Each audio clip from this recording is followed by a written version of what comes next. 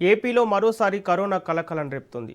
June 26 నుంచి ఇప్పటి వరకు 67 మందికి కోవిడ్ పరీక్షలు నిర్వహించగా అందులో 12 మందికి పాజిటివ్గా నిర్ధారణ అయింది.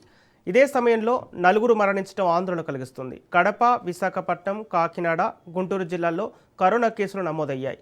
రాష్ట్రంలో కోవిడ్ కేసులు మళ్లీ వెలుగు చూడటంతో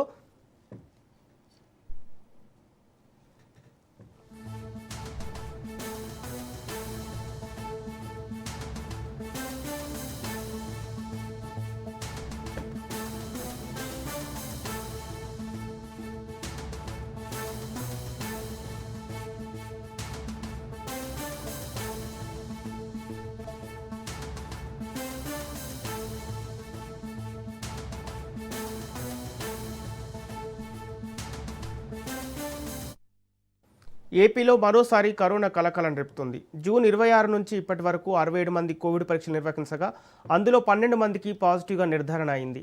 ఇదే సమయంలో నలుగురు మరణించడం ఆందోళన కలిగిస్తోంది. కడప, విశాఖపట్నం, కాకినాడ, గుంటూరు జిల్లాల్లో కరోనా కేసులు నమోదయ్యాయి. రాష్ట్రంలో కోవిడ్ కేసులు మళ్లీ వెలుగు చూడటంతో ఆరోగ్య శాఖ అప్రమత్తమైంది. ప్రజలు ఎలాంటి నిర్లక్ష్యం చేయకుండా జాగ్రత్తలు పాటించాలని, జ్వరం, దగ్గు, జలుబు వంటి లక్షణాలు కనిపిస్తే వైద్యులను వెంటనే సంప్రదించాలని ఆరోగ్య శాఖ సూచిస్తోంది.